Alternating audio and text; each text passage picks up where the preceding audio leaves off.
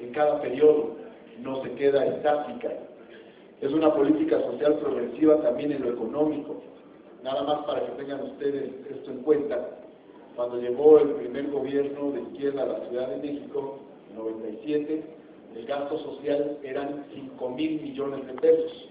Ahora el gasto social llega a los 40,000 millones de pesos. Es decir, es un gasto que no va a dejar de crecer. En tercer lugar, porque es una política universalista. Esa es su filosofía, esa es su tendencia. Eso quiere decir que no escoge a quién sí apoya y a quién no, porque es donde se generan las distorsiones, sino que si hay una pensión para adultos mayores es para todos los que hayan cumplido 68 años de edad. Si hay una beca en el bachillerato es para todos los muchachos del DF que estén en bachillerato público. Si se entregan útiles y uniformes escolares es para todos los niños y las niñas que van a la escuela pública básica. Si hay un seguro de desempleo es para todos los que pierden su empleo. Por eso es universalista. Pero además, en cuarto lugar, y esto es de lo más importante, genera derechos. O sea que el que tiene la fuerza en esta relación es el ciudadano o la ciudadana o el habitante o la habitante de la ciudad.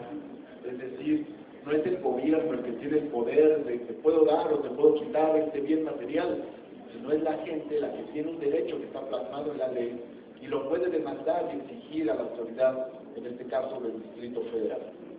En siguiente lugar, es una política que alienta la participación, la construcción de tejido social y de ciudadanía. Es además una política que tiene un horizonte de largo plazo. No se trata solo de solventar problemas económicos inmediatos de la gente, sino que busca construir un estado de bienestar social y busca generar equidad, es decir, equilibrio entre quienes son profundamente desiguales. Es una política social moderna, porque en efecto incorpora los temas de la equidad de géneros y toda la construcción ideológica del movimiento feminista está en el discurso y en el planteamiento de la política social del gobierno de la ciudad. Incorpora los temas de la diversidad sexual, de los pueblos originarios, de los pueblos indios.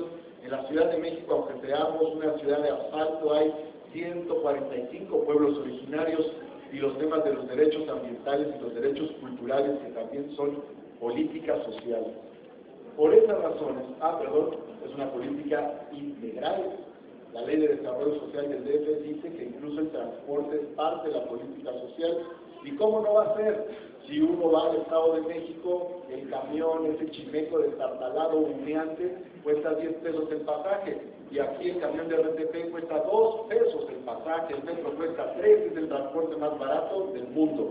Eso también es política social. Y finalmente,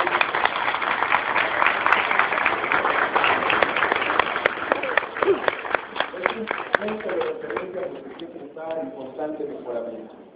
¿Qué tenemos que hacer hacia adelante? Bueno, seguramente la próxima administración tendrá que dar un nuevo salto en política social, porque ninguno de nuestros jefes de gobierno progresistas, de izquierda, se ha quedado nada más con lo que se ha construido, sino que ha ido por más. Nosotros tenemos algunos pendientes, por ejemplo, tenemos que universalizar algunos programas, como el de discapacidad, que aún no es universal, o programas como el de comedores y el de mejoramiento barrial.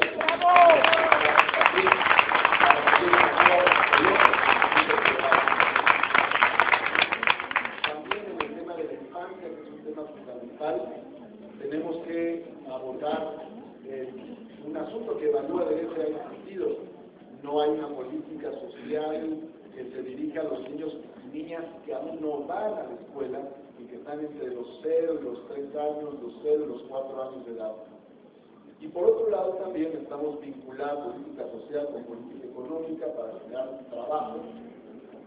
Y necesitamos por otra parte introducir mecanismos de participación social y ciudadana en todos los programas y en todas las políticas sociales.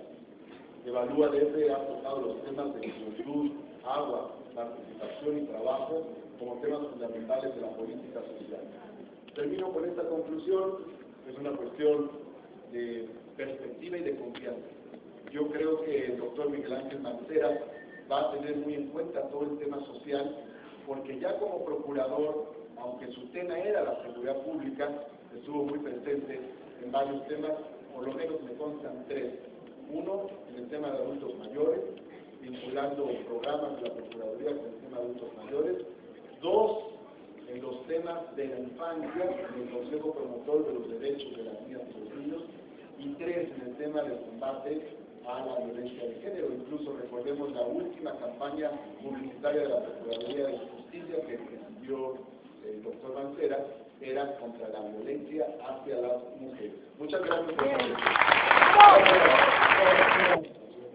por un modelo social no neoliberal que apunta hacia el universalismo y el enfoque de derechos, y que en parte quedó caracterizado por la definición del objeto y los principios de la Ley de Desarrollo Social del TEFE, cuyo artículo 1 define así, o extracto, su objeto: cumplir con la responsabilidad social del Estado y asumir plenamente las obligaciones constitucionales en materia social para que la ciudadanía pueda gozar de sus derechos sociales universales.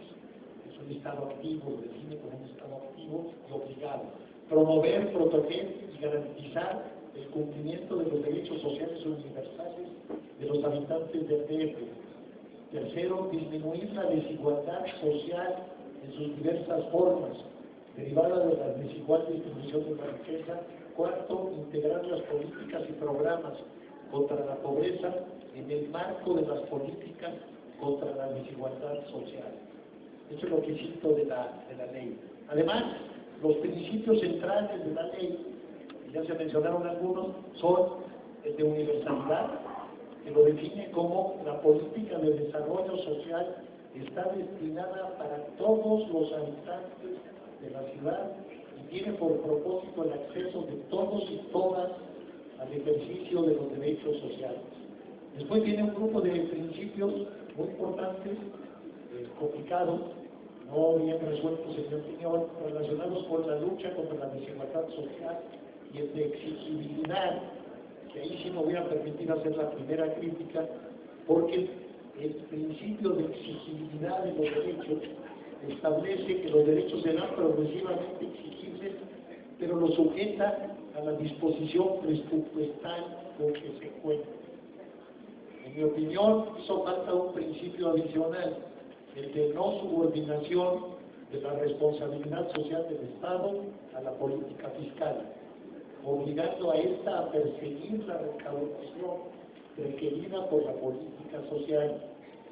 Este principio está implícito en el derecho a la pensión alimentaria, que estipuló que el jefe de gobierno del DF deberá incluir en el proyecto de presupuesto de egresos del DF la asignación que garantice efectivamente el derecho a la pensión alimentaria a todos los adultos mayores, actualmente ya modificada a 68 años.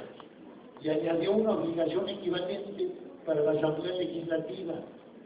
Así, la ley sobre la pensión alimentaria impone la obligación absoluta de cumplir con el derecho, con lo que le quita a la disposición presupuestal el carácter de dato y lo convierte en variable de política.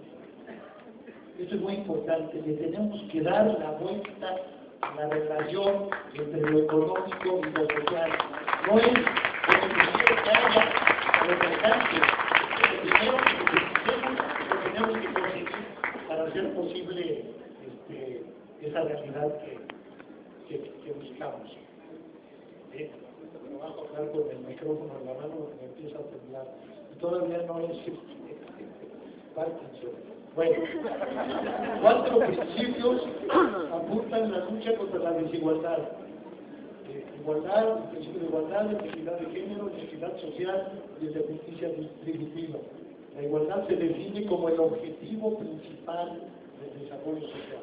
Ahora me quiero ir a una comparación entre este modelo social del DF y el modelo federal. Pero debo decir que lo que voy a comparar, sobre todo en el Distrito Federal, es el paradigma, es aquello que se buscaría alcanzar, aunque a veces no está formulado explícitamente, pero que por el movimiento, las tendencias, uno lo puede deducir textos como el de la ley que les leí, por el Programa General de Desarrollo y el Programa de Desarrollo Social del gobierno actual del Distrito Federal, es un paradigma, no es un régimen, no es una cosa que está totalmente puesta en práctica, pero sí algo a lo que tiende, y es la gran oportunidad del próximo gobierno, convertir ese paradigma, que solo está como idea parcialmente realizada en la práctica, en un modelo totalmente vigente y generalizado. A lo mejor es demasiado para un solo gobierno, pero bueno, ¿qué tipo de estado de bienestar es al que se mueve el Distrito Federal y cómo se compara con el tipo de estado de bienestar al que se mueve el gobierno federal? El gobierno federal es lo que se llama un estado de bienestar subsidiario. Es cuando el Estado solo interviene si falla el mercado y falla la familia.